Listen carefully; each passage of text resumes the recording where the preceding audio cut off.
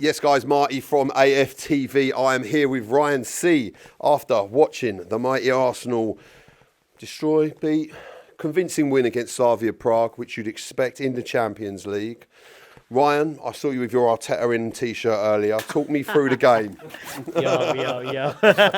Listen, that was a good performance, minus the start of the game. Obviously, Slavia were on it in the beginning. It kind of reminded me of like the beginning of Atletico Madrid. And again, no disrespect to like your Fulhams and all of them, man, there. But again, I wasn't too uncomfortable. I was kind of, don't know if you know what I was saying against Burnley, but I was actually quite pleased with that performance. Yeah, look, do you know what? Honestly, I watched that and I was like, is this the same Ryan? What have you done with Ryan? Where's he gone? And I'm liking seeing this, that the performances that Arsenal are drilling out are starting to give you hope and belief in this Arsenal side. And listen, it's a great thing that you're seeing that and it's resonating with you, because I think it's clear to see. Look, Ryan Kalako can be positive, bro. Everyone's trying to say, he's negative. Now listen. What? Hear what I'm saying? No. I'm logical. I'm logically critical. That's how I see it anyway. Okay. Or just critical. No. Arteta, for me, has got it right at times. So look, I'm not on your side of things. What do you mean on my side? Your side of mad optimism and I'm an optimistic and all of that. I'm an optimistic guy. Do you know what I mean? You are, but it's good to be optimistic. Objective. Yeah, what's the word? Don't be irrationally positive. I'm not saying you necessarily are, but I mean, be a bit more level-headed on it. That's how. Do you think? You got to be level-headed. Do you not think I'm level-headed? No, I love you though, man. But no, listen, I said love for you as well. But do you not think I'm level-headed with it? No, I think you're bare positive, man. Yeah, no, of course, there's nothing wrong with being positive. To the point where it's illogical. Do you think? Yeah, man. Positivity wins. You've got to have a base for where your positivity starts. If you don't study for an exam, and you go into it, you're going to start thinking, you'll be like, I can still pass this. No, but I'm studying for this exam. I'm watching my football and I'm seeing positivity. Do you know what I'm saying? I'm just saying, mine's got to be based on something. So this is my base or whatever. Look, I wanted consistency. I'm not going to deny it. No, I'm not going to deny it. I get you. I'm sorry. I don't mean to be interrupted. I like this back and forth. My positivity for this is being based on what I've seen on the pitch from this Arsenal side, the players we've brought in. So that's what I base it on. It's not just I haven't just flown into this Arsenal side. Believe me, when we were dreadful and we were finishing 8th, I wasn't singing from this hymn sheet. I was saying, listen, there's a lot to be improved and we are not it yet. But what I'm seeing now, over the 40 years I've watched football, I believe that we've got all the credentials and there's no reason why we shouldn't be winning a couple of these competitions. No, I'm not taking any of that away. I think it would be absolutely criminal for the way we're performing if we don't win a Premier League or a Champions League. Look, no disrespect to the other two, but they got to compliment one of the big ones. That's how I see it.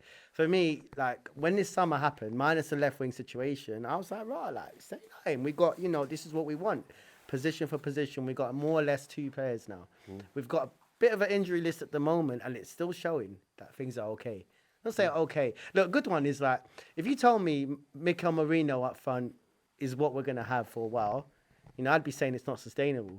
But mate, listen, if you want sustainability, maybe you should join Matteo Flamini with his biodegradable chemicals group, because he certainly is sustainable. There you go.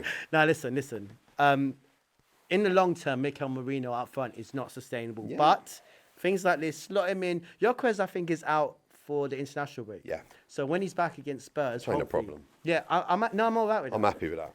I don't want him to go with Sweden. I don't either. Like, they got his that, man. Come on, come on. Who's gonna come good as well? But like, for me, this is okay. I'd rather have Yokrez against Sunderland. Sunderland are, I think our fans underestimated Burnley, even though we beat them. I said we were gonna win 2-0, by the way. I did say that. You called it. Yeah, I did. You heard it here first. Yeah. Kalako TV. Listen, I said we were going to win 2-0. Yeah. Sunderland, I think we could win, but don't be surprised. Look, they nearly slipped up against Everton yesterday. They're tough, mate. They came back. It was Xhaka, wasn't it? Yeah, Granit Xhaka scored deflective goal. I didn't watch it. I'm not going to pretend I did. But when I'm looking at, I have seen the way they've played this season, and if we go how we've been playing, I think on our day we could beat anybody. Yeah. I think we really need to treat Sunderland like, I think Adam might mention it as well. It's probably one of the tougher games, And it's like sounds nuts. Sleeping giant at the minute. It's like, we won't say they're doing a Leicester, because obviously like how Leicester did in 15-16, but they are someone to fear. Remember, they did sign a lot of players as well. 14. That is more than we did. This is our like biggest summer in a while. So like, look, Sunderland are going to be a test. I'll be up there. I'm travelling up to Sunderland, so every time I've gone up to the northeast, I've seen us lose to Newcastle minus this season. So don't go. No. Just don't go. This season it's changed, bro. We there you go. That you don't know, innit? So look, I think we could win at the stadium. Like I wouldn't underestimate them though. I'd actually right now take a 1-0 away win just based on the fact that it's not nothing to do with us, just the way they are. I think they are good side. They're forced to be reckoned well with. drilled. They're the team in the northeast that are doing the best at the minute.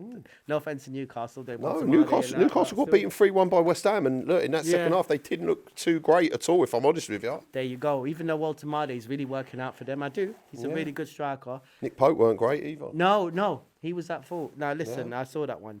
I do think we have to just take a little bit of caution against Sunderland. We could win. We could beat Sunderland. If we can beat, I think Christian mentioned it. If we could do those next 4 games, especially Sunderland, Spurs, and Chelsea, in terms of league, this league's ours to lose. I think it's already ours to lose. No, I said that as well against Burnley, but I mean, like, we need to sustain that big cushion to make this sustainable. Yeah. That our lead has to be sustainable. Okay, so this is the question I want to ask you, right? End of the season, right? Yeah. We win the Premier League. Are you then going to be pro Arteta? There's context to everything, innit? No, we win the Premier League. There's no context. We've won the Premier League. Okay, let me give you a good example. Let's write off last season. The last 2 seasons, he nearly did. Nearly, yeah, we didn't. No, I know. But you got to give. Look, see now. Listen to this. You got to give credit where it's due. Okay. The problem was, I do think if we signed a striker in 23, 24, we would have won it by 15 points. That's my opinion. Yeah. The season before, if we had squad depth, we would have won.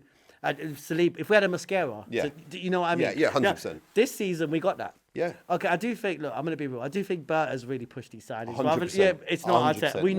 We know how Arteta has been with signings. He's very, I won't say, a little bit pragmatic with it. I don't know how to put it. He doesn't like to make too many signings. Marino was his experiment. Fair enough, it's working at the moment. I don't mind Marino as a backup 9. Do you know what? I'd actually go as far as saying I don't want to see him as a number 8, and not in a bad way. Okay. I don't think it works the way we play. We got Declan Rice already, and Zubimendi. Do you know what? Yeah, today Zubimendi is a good example of what we're missing, man. Yeah, man. When we met, take it back to Brighton as well. Him and Rice, key. It's like we're open in the middle. Yeah. Pause, but we're open. You know, so I'm happy. I'm happy with the squad. I do think more or less we're quite covered. We've got injuries right now. There's still Jesus to come back. Havertz, Odegaard, Noni. Some players, It's insane. Imagine Eze and Odegaard in the middle as well when we need to play really attacking. There's going to be, we have a really good team. To me, Arteta needs to adjust to the plan B. He needs to have a plan B. Change things like how Eze did to Martinelli against City. If he can do that, look, he'll be unstoppable. And I don't want anyone, more than anyone, I want Arteta to win this league. I'd rather you lot all laughed at me and we're lifting that Premier League because I'll be here. I'll be down. I'll be on the Holloway Road. I'll be on the Hornsey Road. And people. What with your Arteta in t-shirt? Yeah. Listen, I know you got a huge collection of them, man. Oh yeah. I'll borrow one of yours if it can fit me. But yeah, listen. Look, if he can win it, I want to be nothing more than for me to shut up about this. I'm still critical. But you lot need to shut me up. That's not me, it's the team. The team, The team needs to his managerial stuff as well. Look, we need to have, like I said, I feel like when we're going to win, I say it. Okay. I don't think we're going to lose to Sunderland. We won't talk about Tottenham yet. It's still a bit of distance. I'm not too worried about Tottenham, mate. Do you see him against Chelsea? Yeah, no, Jed. Yeah, they were terrible, mate. Big up Jed Spence, the Arsenal fan, for getting into Cucurella's space as well. Yeah. But no, I'm not too worried about even Chelsea. They're not really doing much this season. I know they're winning. This is the thing. Chelsea are the team to take points off these other teams. That's going to happen, but they won't sustain a big kind of push. But this league's ours to lose. If Arteta gets it right, makes changes when he needs to make changes, we are running away with this Premier League. Champions League's another story, but look, we're one of the favourites for the Champions League. Forget odds checker, forget bookmakers. Even I think it on a personal level, I think it'd be insane to say Arsenal are not one of the favourites for Champions League. Wow, you heard it here first. Ryan Kalako admitting that Arsenal are going to do the business. So Please check out on AFTV all the content coming up. Please check out all the other fan cams. Yes, speaking about the Sunderland game, we have got a box-to-box with a Sunderland fan, which is going to be absolutely brilliant, by the way. Also, we've got all the match reviews and previews. And we've got a watch-along for the Sunderland game live in the studio. So, I've been Marty. He's been Ryan. It's been AFTV signing out. GFN Soccer TV, with all your favourite shows in one place, is now live in the UK with Samsung TV Plus.